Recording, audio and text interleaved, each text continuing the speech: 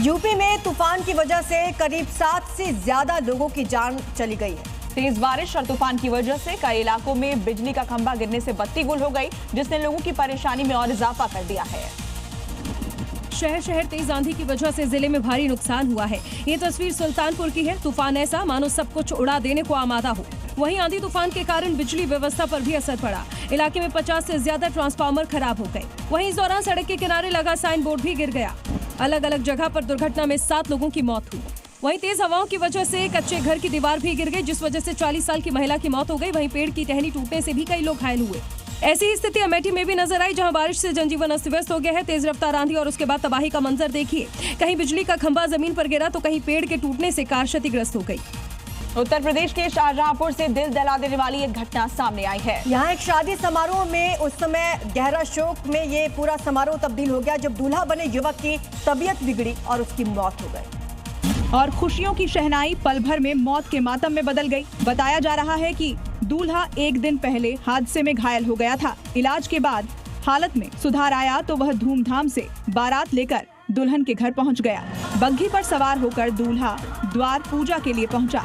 हालांकि वो ठीक से चल नहीं पा रहा था, इसलिए लड़की पक्ष की महिलाओं ने बग्घी पर ही दूल्हे को तिलक किया। किसी तरह द्वार पूजा की रस्में निभाई गईं। उधर दूसरी ओर मंडप में जाने की तैयारी चल रही थी।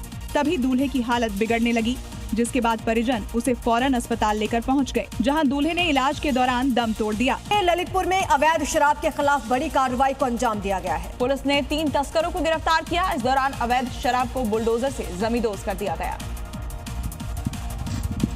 ललितपुर पुलिस और आबकारी विभाग की संयुक्त टीम ने अवैध शराब के ठिकानों पर छापेमारी की और साथ ही बुलडोजर कार्रवाई को अंजाम दिया।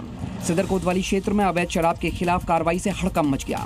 212 लीटर कच्ची शराब सहित 3 लोगों को गिरफ्तार किया गया है। छापेमारी के दौरान 4000 किलो लहन को भी नष्ट किया गया। पुलिस और आबकारी विभाग की टीम के मुताबिक अवैध शराब के खिलाफ लगातार कार्रवाई जारी रहेगी। और अब दिखाते हैं आपको अलग अलग राज्यों की 5 बड़ी खबरें। बिहार के बेतिया में कार में अचानक भीषण आग लग गई। देखते देखते आग के गोले में तब्दील हो गई कार में बैठे लोग समय से बाहर निकल गए। आग लगने के कारण हालांकि साफ नहीं है। कड़ी मशक्कत के बाद इस पर काबू पाया गया। पंजाब के गुरदासपुर में एक बस और ट्रिपर वाहन के बीच जोरदार टक्कर हुई। कोटली और भिखारीवाल के बीच हुए इस हादसे में 7 लोग जख्मी हो गए, जिन्हें जिले के अलग अलग अस्पतालों में भर्ती करवाया गया। पुलिस हादसे की जांच कर रही है। यूपी के औरैया में तेज आंधी और बारिश के बाद लोगों की मुसीबत बढ़ गई। नीम के पेड़ के नीचे दबने से महिला की मौत हो गई। तेज आंधी और बारिश के कारण महिला पर यह पेड़ गिर गया था। खेत में सब्जी तोड़ने के दौरान दरअसल यह हादसा हो गया। यूपी के अलीगढ़ में जल सेंटर पॉइंट चौराहे का होगा सौंदर्यीकरण। पार्किंग और जन सुविधा को बनाया जाएगा प्रभावी। वार्ड 49 में सफाई का विशेष अभियान चलेगा। लोगों की सुविधा के लिए होगी सभी मूलभूत सुविधाएं।